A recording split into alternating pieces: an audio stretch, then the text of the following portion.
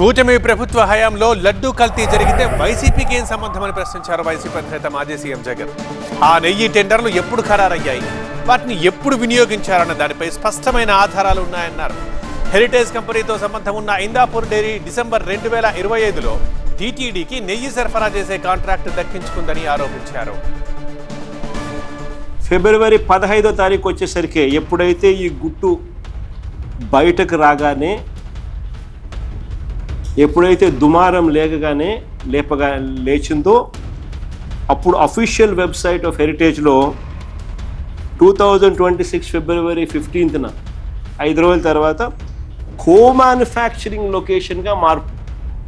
2024లో చంద్రబాబు నాయుడు గారు మళ్ళీ అధికారంలోకి రాగానే చక్రం తిప్పిన ఈ heritage manufacturing unit Indapur dairy December 16, 2025న 658 రూపాయలకు టెండర్ ఖరారు.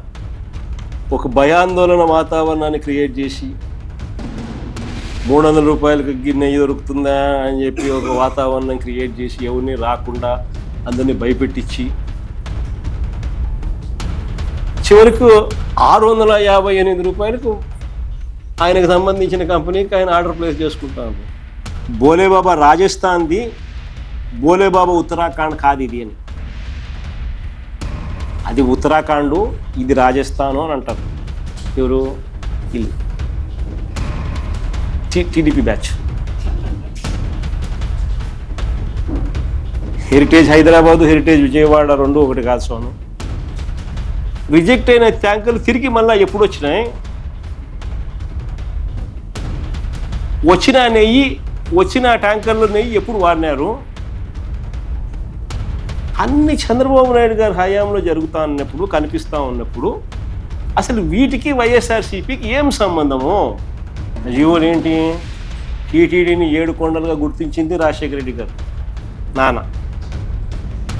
టీటీడీ పరిధిని 350 కిలోమీటర్లకు పెంచింది నాయన. అన్యమత ప్రార్థనలు టీటీడీలోనూ మిగిలిన ఒక 19 గుడుల దగ్గర జరగకుండా కట్టడి చేస్తూ జీవోలు ఇచ్చింది కూడా నాయనే, వైఎస్ఆర్ఏ.